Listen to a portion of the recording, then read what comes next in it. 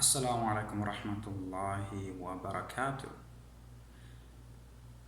I've been thinking to myself, about my religion as a Muslim person, and I've been following for a long time a lot of the contemporary debates that go on around, in and around my religion, Islam. And I want to say from the outset that many of these debates are very healthy in that they allow for public engagement on ideas in and around our religion, Islam. And for as long as we are trying to engage with our religion, we are in fact aspiring to submit to Allah. So let me not discredit all these wonderful attempts at engaging with the religion of Islam. It brings attention to the religion, and it helps people think more deeply about the religion. And of course, this is part of what religion is, as many verses in the Quran tells us to think about the religion. Okay, do you not think, do you not ponder, and so on. And so we do that, we engage in that activity actively. I do it, and many people around the world do it. And Muslims do very often hold their religion quite high, in high regard, unlike or more so than people of other faith traditions. And so, me being one of those people, there are a few remarks I want to make regarding the popular discourses that I have been observing in and around the religion. Now, the first set of people I want to address are those people who are positioned to fight secularism, feminism, and all other modern isms, and have that as their sole focus, or largely is their focus. Now, there's a handful of people like that. I think the most notorious would be our beloved brother Daniel Hakikato. I think that's how you pronounce it. It's a Persian last name. And I have deeply appreciated many of the arguments that he provides us as Muslim people when dissecting secularism and the flaws within secularism, and feminism and so on. And to that extent, I think that he has done an outstanding job.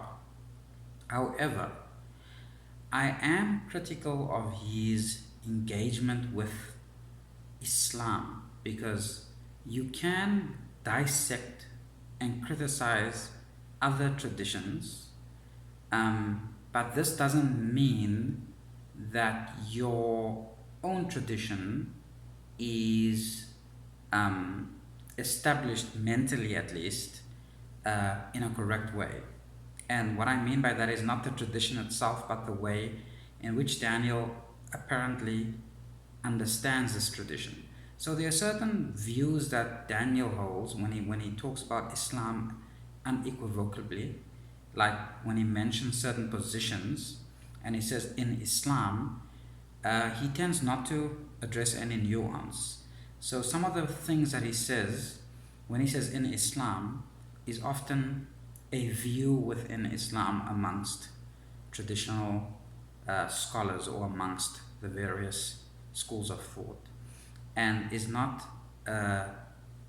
what we would call qat'i, like absolute or definitive. So some of the things some of the perspectives or perceptions he has seem to be somewhat retrogressive, I might say.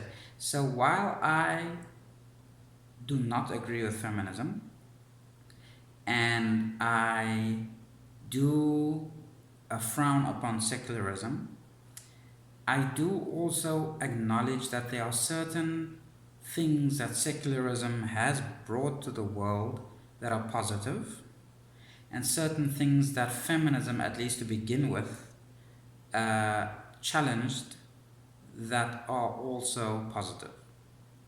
So, what I'm basically saying is that a more nuanced approach would be to say that yes, the pre modern world may have had its strengths, but also had its weaknesses.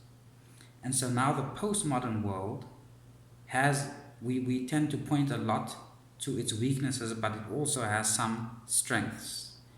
And the goal is not to just go back to the pre modern world to fix the problems of the postmodern world. That's not uh, ideal. And so, in some ways, you might say that I'm being progressive. I'm a progressivist um, because I'm saying that we can do better. But I'm precisely saying that. And why am I saying that? I'm saying that because we are alive now, and we are mandated now, being alive now, to do our best with what we have. And what we have is very different to what people had prior to us. And I'm not saying that this means the religion we have is different, because Islam is the same, stays the same. Islam is always our point of origin as Muslims. But the discourse, politically, socially, and scientifically even, has evolved a great deal since classical scholarship, and many of the considerations are different.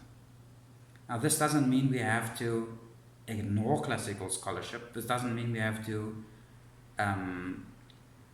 steer clear or be disrespectful towards our legacy and history, but it means that we cannot blindly follow the precepts of the past, the scholarly precepts, because scholarly precepts are not cast in stone.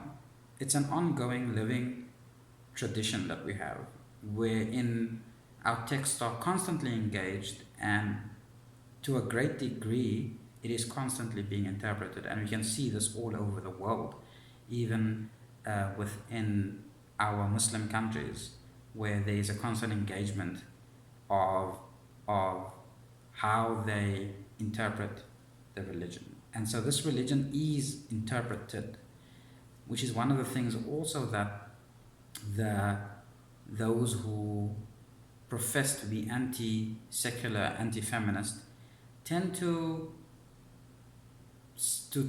overlook the interpretive nature of the religion. Okay, so I'll give a case in point. For example, Daniel and his wife tend to argue against female education, at least against female secular education, and then argue that women should only be educated within the Islamic field, so Quran, Hadith, Fiqh, and so on. But the truth is, I mean, if you really want to look at knowledge from a origins perspective, when it comes to Islam, then there are many indications that knowledge isn't or cannot really be divided into secular and sacred as such. These demarcations are probably more for the purposes of identification, labeling, but in reality, all knowledge in the Islamic tradition is from Allah, and seeking knowledge is considered to be a noble task. So, for example, the one famous hadith which is considered to be authentic, where the Prophet ﷺ is reported to have said that the seeking of knowledge is compulsory on every Muslim. This is not, when some people have qualified this to be, say that this means knowledge of religion, the hadith just says talabul ilm, okay? It doesn't say qualify what ilm. So ilm is ilm. So in the tradition, in the tradition of the early Muslims, we see that this is their sort of strong drive they have to sort of conquer almost all forms of knowledge. And so hence we see the golden era of Islam very early on, in the early period of the Abbasid dynasty, where there was an abundance of knowledge in all fields, and it was because there was this orientation. But later on, in the second half of the Abbasid Empire, they evolved this strict sort of strictures of what is acceptable knowledge and what is unacceptable knowledge.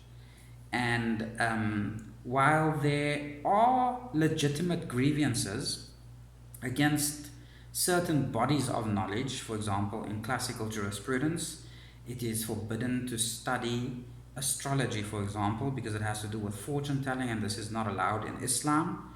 And to some extent, other fields of knowledge also, which deals with excessive speculation, because excessive speculation is considered to be forbidden, because it also goes into the sort of trading, if you will, trading with the future, which in Islam you can't do, okay, according to the jurisprudence of trade. So there are certain areas that we would say are not beneficial for the believer to engage in, and that does exist, of course.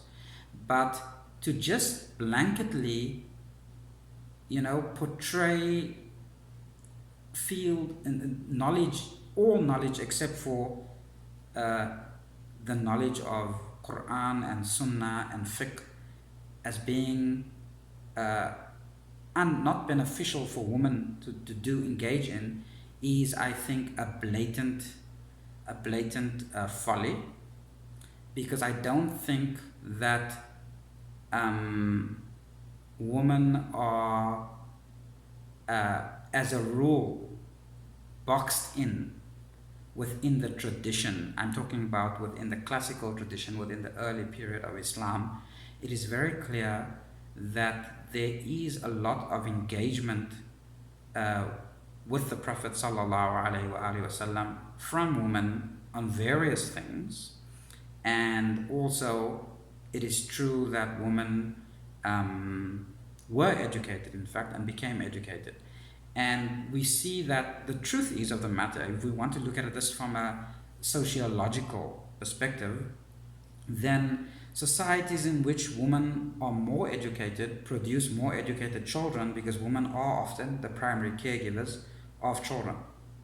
So when you have women who are educated, you will have children who are educated, because women are essentially the schools for children, right? And so education is important. Now, putting scientific knowledge or certain fields as just labeling them as secular education is also incorrect, because we say the truth is from your Lord. Al-haqqu min rabbikum. Okay, the truth is from your Lord. And for example, there's another verse in the Quran which says that if Allah, it is Allah who created everything in truth, and also that if it was not Allah, if there was another God with Allah, then there would have been a lot of conflict, of contradictions within the creation, right? You would see anomalies. So everything is perfect in knowledge, and so all knowledge, of course, comes from Allah, and Allah is the all knowing. And so therefore there can be no such thing as, in essence, if from a origins perspective, such a thing as secular knowledge. In a sense, all knowledge is sacred. And so this is kind of what I might sort of, the troubling areas with Daniel. And then also the fact that he doesn't often acknowledge the turbulent history, pre-modern history within the empires, okay, the Muslim empires, and he doesn't sort of compare apples with apples. And what do I mean by that is, and a lot of us do that as Muslims, we tend to take the good from our history and compare it to the bad of the present, okay, which is not a scientific, rational approach to criticism. Okay, if we want to criticize the postmodern societies, the Western world, like we try to portray Islam in the West, right, kind of thing. So if we want to portray it that way, I'm not saying that's a correct portrayal, but if that's how we want to portray it, we need to take the worst of us against the worst of theirs. Not our best against their worst, because then we fall into exactly what they do. Basically, the elusive they, because who do we mean when we say they? That's another question, okay? So there's that. Then there's this other thing happening, which is the liberal feminist agenda amongst certain sectors of Muslims. And I see this often coming from America, incidentally, a lot of the time. Okay, and some British. And it's not surprising, and this is what I want to point out also, is that many scholars, traditional ulama, have warned against Muslims going to live amongst a culture and a way of life and amongst people who are not Muslim. And a lot of what we see coming out of the West now in the form of scholarship that seems to be very willing to compromise on the religion and on things which are qat'i. I'm not even talking about things that are sort of they are more or less a margin of acceptable differences. Okay, they are things that they are not acceptable differences. Okay, let's be clear. And when I talk about these things and these scholars, they actually were influenced by the environment they grew up in. So they are essentially Muslim, and they interpret Islam against the canvas of a liberal feminist ideology, which they actually are first liberal feminists, then they are Muslim. So these people, of course, they are really like a cancer within the Muslim Ummah, and they really, and it's the reason why people like Daniel Hakikata would sound very extreme, because you have this other extreme here. And I don't know if it's his strategy to portray an extreme opposite in order to bring things to the center. I don't know what his strategy is, but extremes don't help in either way, okay? But also then if you look at things in the terms of extremes, then you say, okay, what is the distance between the two extremes? Okay, that must be the middle way. That's not necessarily true also, okay? So just because I don't want to go to the one extreme or the other extreme, which obviously the Quran instructs us not to go to extremes, it doesn't mean that the center of these two extremes is the true center, okay? Because at the end of the day, the center has to be based on evidence from the Quran and the Sunnah. So anyway, the point is, these people are actually truly European, or sort of on the backdrop of the European or Anglo-Saxon discourse. And so their Islam falls against that backdrop. Okay, so it's not Islam informing their worldview, it's actually their liberal Anglo-Saxon ideology, left-leaning ideology that's informing their Islam. And that's a big problem. And we can see this, I mean, for obvious reasons. I mean, things like Islam, the rules of Islam, if we just look at basic rules within Islam, things like, for example, where women are supposed to adhere to and obey the ones who are placed in charge of them. Just the very idea that men can be placed in charge of women, okay, speaks of patriarchal social order. It does. I mean, there's no getting away from it. I mean, the fact that Islam often, I mean, the Quran itself also often speaks about marriage in pluralistic terms, meaning from the side of men, that men can have multiple wives and concubines, in fact, um, just linguistically, I mean, from just being honest about the Quran, um, that also is from a patriarchal society, because it doesn't allow the reverse. So women cannot have multiple husbands, but men can have multiple wives. So obviously that is an unequal relationship. So how does that sit with the modern discourse, which believes in sameness and equality between the genders, when really, in terms of the concrete rules of Islam, that doesn't exist in Islam. And that's just a fact. You know, I mean, there are so many instances of that. So I don't even need to go into it. You can look it up. But the point is, and this is where I want to just briefly critique this liberal sort of agenda and the way their hermeneutics work, their approach to Islam, which is very crooked. And also it reminds me of a verse in the Quran in which Allah says that those who have a disease in their heart, they focus on the allegorical, okay, and then they overlook the law-giving verses. So I mean, the Quran classifies the law-giving verses as Ummul Kitab, the mother of the book. So these are problematic. So what they tend to do is they tend to subvert the law-giving verses of the Quran and the law in general in Islam, because not all the law comes from the Quran, also comes from the Hadith.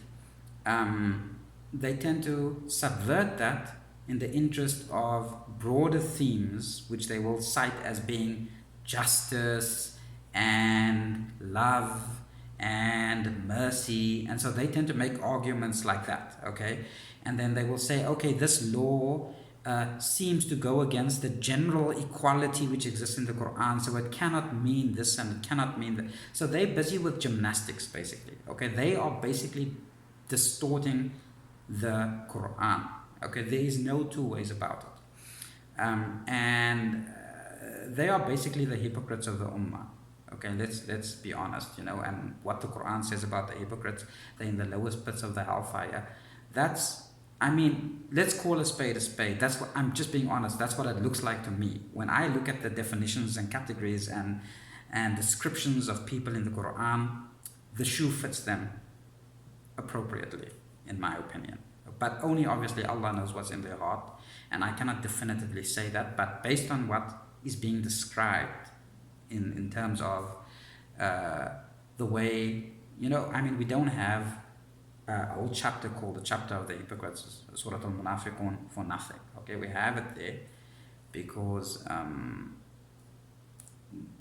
it's a reality of life.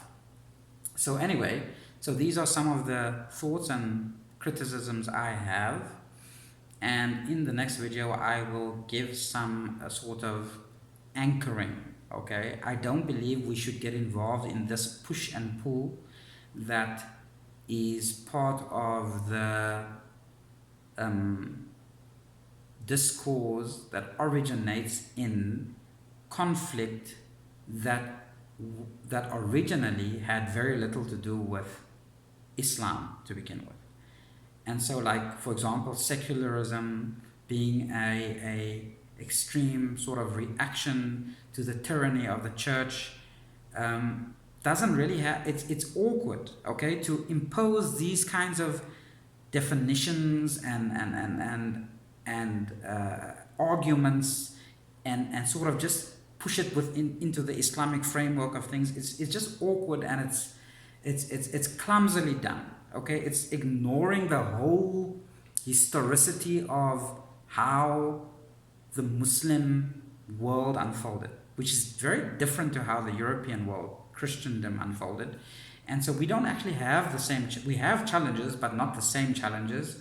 And we have dragons to slay, but they're not the same dragons. And I think we should be focusing on ours and not theirs. And that's my honest opinion. Thank you very much.